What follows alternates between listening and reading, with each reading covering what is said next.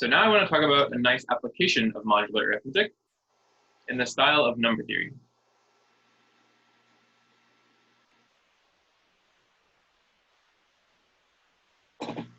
So the idea is that arithmetic mod m is a sort of toy example, like easy example of arithmetic with the usual integers. So let me say what I mean by this. So here is a slightly different way of thinking about arithmetic mod m. Define this set z slash m. So I'm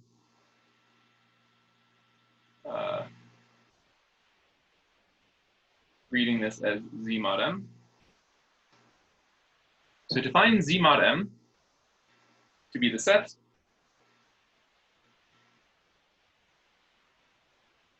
zero through m minus 1.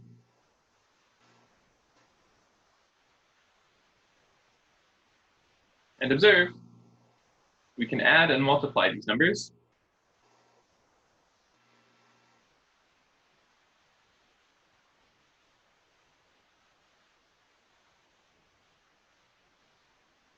Using modular arithmetic.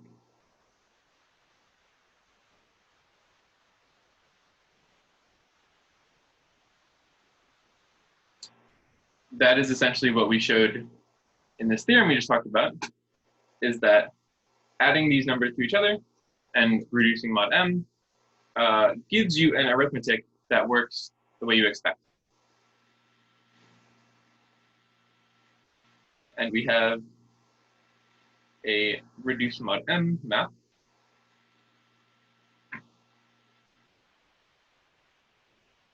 from the integers to z mod m. And this basically sends a mapped to r as in the division theorem.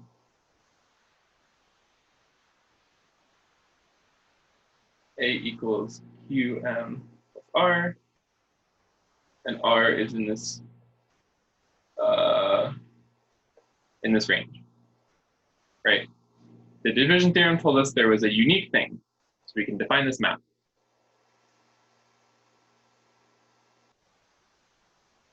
So the idea here is that if we have a problem that we're thinking about in the integers, we can transfer that to make a new problem about the integers mod m. And this side is much simpler.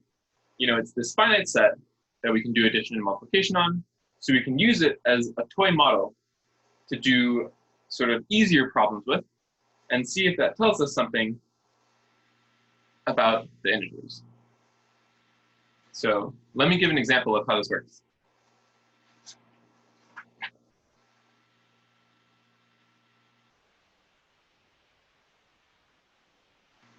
So a solution to an equation in the integers gives a solution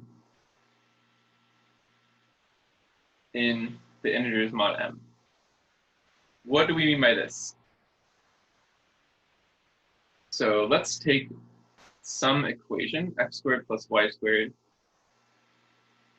equals 2738. And the question is, does this have a solution in integers? Which is to say, can we find integers, x and y, satisfying this equation? And in this case, I cooked up this, so that it would have a solution. And so the answer is yes. X equals 23, y equals 47. So here's some solution. So let's look at what it means to reduce this.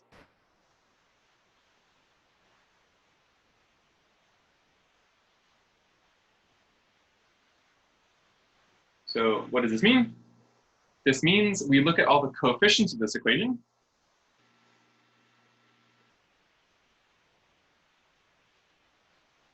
So this is 1 times x squared, 1 times y squared, and then this thing, right?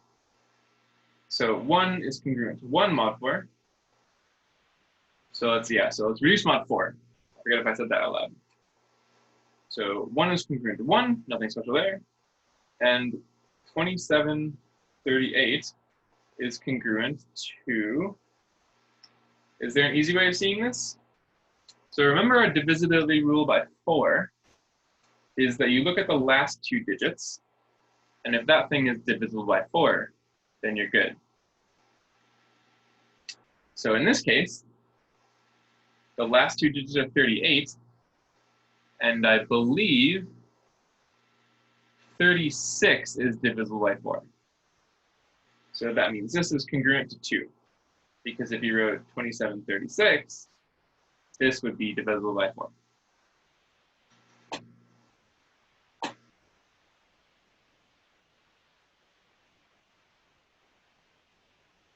So now we can write a new equation. X squared plus y squared is congruent to 2 mod 4.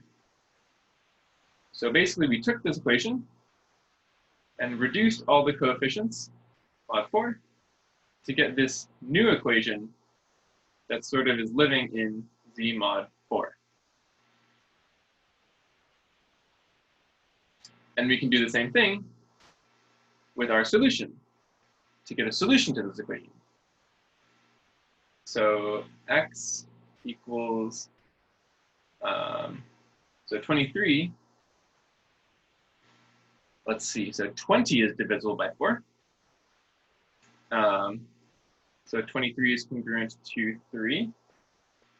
And 47 is, I think 44 is also divisible by 4. So 47 is congruent to 3 as well.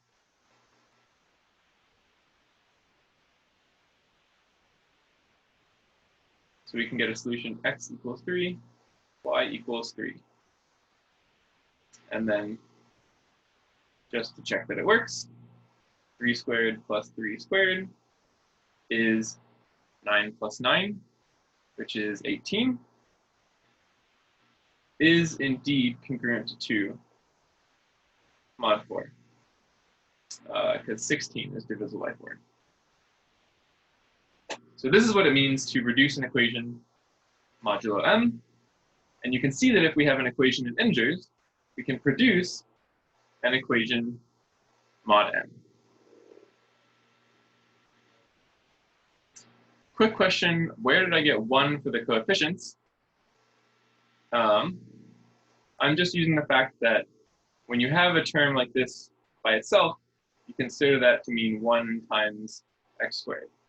So when we're reducing things mod m, we need to look at all the coefficients and reduce them. So I need a coefficient here, and it's just essentially 1. I think that's what the question was, but if it was something else, feel free to elaborate. But I'm just pointing that out, like this side does not appear to change, but it's just because 1 is congruent to 1 is what we're using. So it did not appear to change, but you should make sure that you understand what's going on. Okay, so this so far may not seem like much of an application. I'm just saying that if you have something in the integers, you can get a similar thing in z mod m. But now let's see an example of how we can go backwards and learn something about the integers.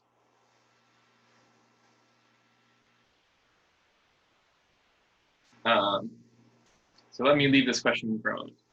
I'll come back to that, maybe after the recording.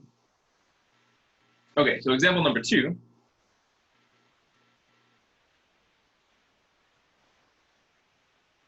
Let's look at this new equation. X squared plus y squared equals 503. And we have the same question.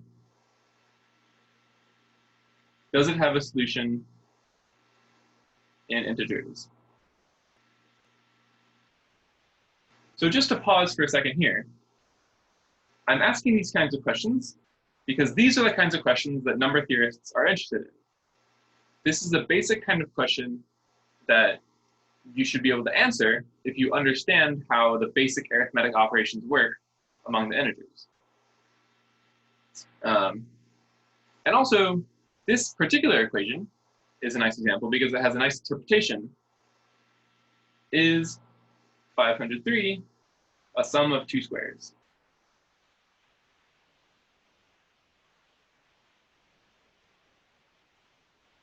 And this is a nice representation of an integer, which is the kind of thing that is like a, old problems in number theory. When can you write an integer as a sum of two squares? This is the kind of thing that, these are the kind of questions that number theory cares about. So let's answer this question, shall we? And let's say that we don't, unlike in the previous case, we don't know the answer off the top of our heads in this case. So let's reduce it mod 4 and see if that tells us anything.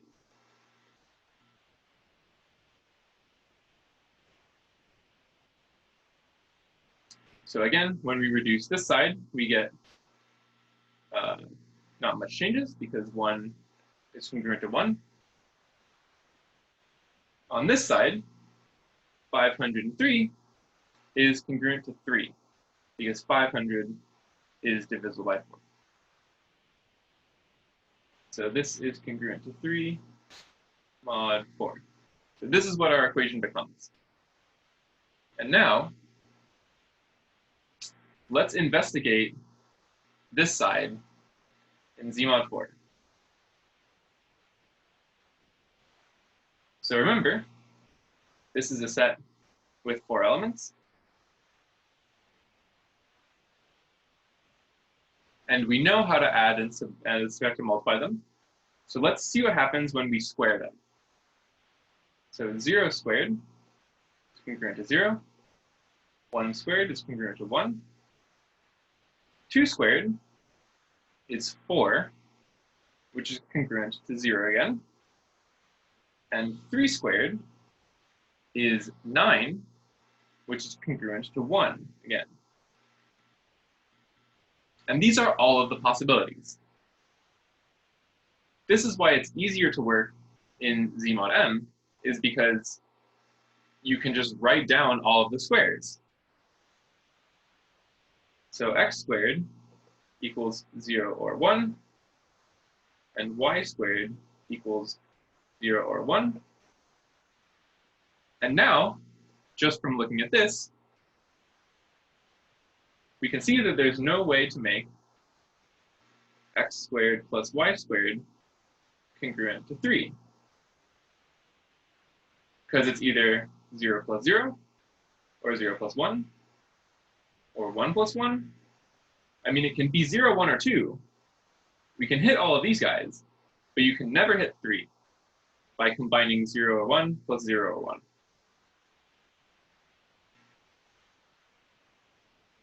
So what that tells us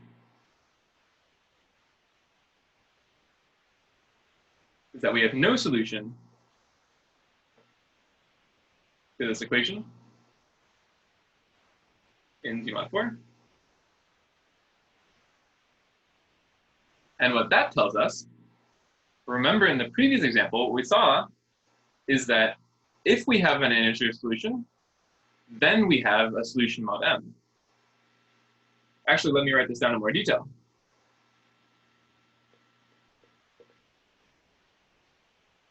If we have an integer solution,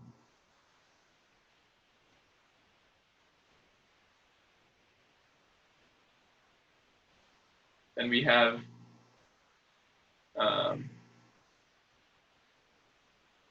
a solution in Z mod m for every m, doesn't matter what m. And the contrapositive, hopefully you remember your contrapositives.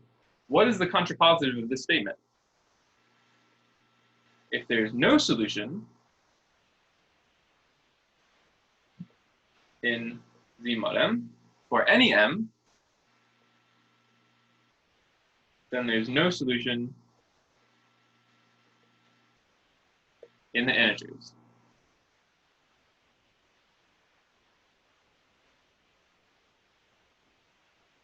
So what we can conclude from this, since there's no solution to this equation when we reduce mod 4, then there is no solution to this original equation. So we conclude there is no solution to x squared plus y squared equals 503 in integers. Which is to say, 503 is not sum of two squares.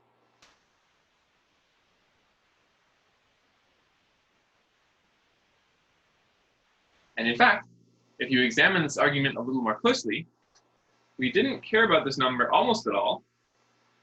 We only cared about what it became in z mod 4. We only cared about 503 mod 4. So essentially, we've proven something even stronger. If n is congruent to 3 mod 4, then n is not a sum of two squares.